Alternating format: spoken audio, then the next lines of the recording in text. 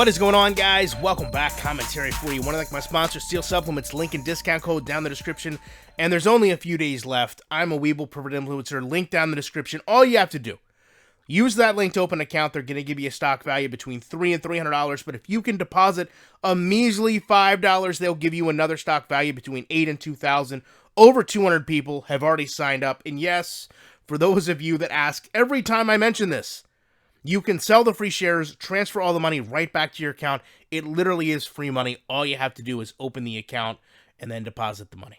So, I've said for a long time, I don't want to talk about people losing their job. I hate seeing people in unemployment. We're at a very tough time in our economy. But you can see here, JP Kellums comes out and announces today will be his last day at EA. He's worked on Madden for the last 5 years, each bigger than the last, unless you're looking at user scores. In that case, it's, worse than the last, but who's keeping track?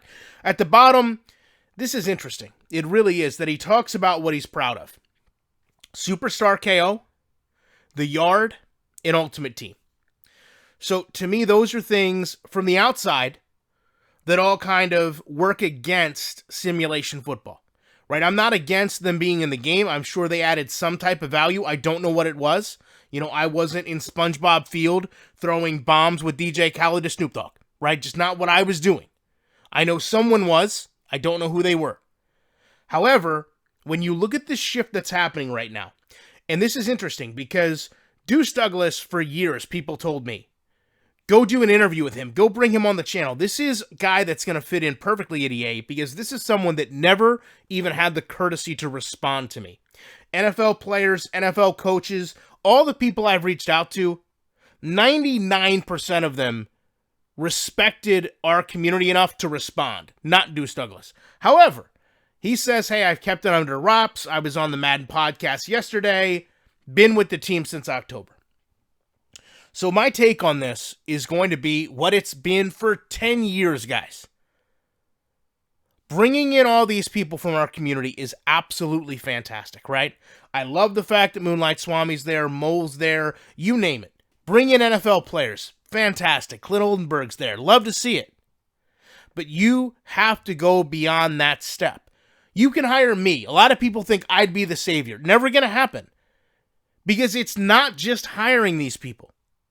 It's not just letting go of people that don't share a simulation football vision and want arcade ball, right? That want to see, who knows what was next. Scooby-Doo Stadium with Thelma running a post and Scrappy throwing a deep bomb. I don't know what was next for him. You have to get ideas off paper and into the game. And this is where EA has struggled. You have Clint there that played practice squad NFL football, right? He can't get that logic in the game. You've got Mo there, you've got Swami there, people that have been in our community for a long time. They know what we want in a game. They know what brings replay value, what brings depth, what we want to see out of simulation football. I know Swami's done a lot of things. To me, it hasn't gotten the game there yet. I'm still not in a position where I feel excited. I feel, like Madden is going to finally win me over. Too many years of disappointment. Too many years of shallow gameplay. Too many years of broken logic. Now, if you're going to have Deuce there, if you're going to have other people from the community there, great. But these people, the same reason if I was there, don't matter unless they can convey it to the people that are programming the game. That's the hard part, right? The easy part is getting all the people there that know what we want. The hard part is getting it on the disc in the game. Use a movie analogy a lot, right? Every director has the absolute best thesis, the best plot, the best story. But unless you can get the right actors, it doesn't matter. You don't have the right people. You're not putting it on screen. This is the problem EA runs into. You can get every right person there, but unless you get that programmer to actually execute that vision, then it doesn't matter. And that's where EA has failed so much. All you're doing is taking these people that had respected names in our community and dragging them through the mud because we look at them as community members as the savior. And then when they get there and they can't make changes because they exactly can't make changes. right? Because they're not the ones that are sitting there programming this game. They're just the ones dictating ideas. You can dictate ideas as a community member.